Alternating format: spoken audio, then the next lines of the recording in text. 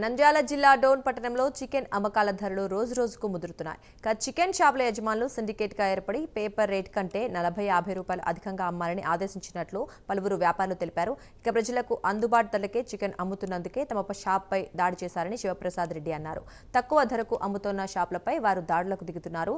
కర్నూలు జిల్లాలో తమకు 8 అవుట్లెట్లు ఉన్నా ఇలాంటి పరిస్థితి ఎక్కడా లేదని అన్నారు. కేవలం డోన్ పట్టణంలోనే ఇటువంటి సిండికేట్ రాజకీయాలు జరుగుతున్నాయని ఆవేదన వ్యక్తం చేశారు. ఈ ఘటనపై సంబంధిత పోలీస్ స్టేషన్లో ఫిర్యాదు చేసినట్లు తెలిపారు. దాడి చేసిన వారిపై కఠిన చర్యలు తీసుకోవాలని అధికారులను కోరామన్నారు.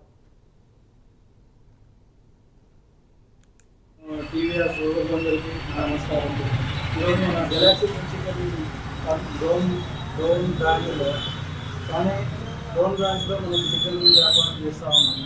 గత సంవత్సరం అవుతుంది. సంవత్సర కాలం నుంచి ఎటువంటి సమస్యలు లేవు.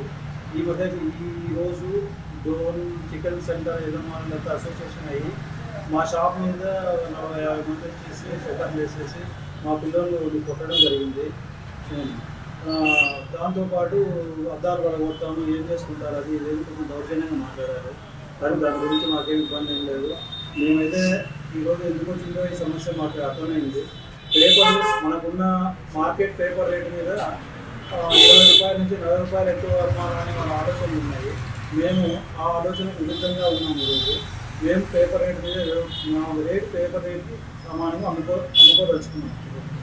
కాబట్టి మాకు మీడియా సోదరుల తరఫున ప్రజల తరఫున మాకు సపోర్ట్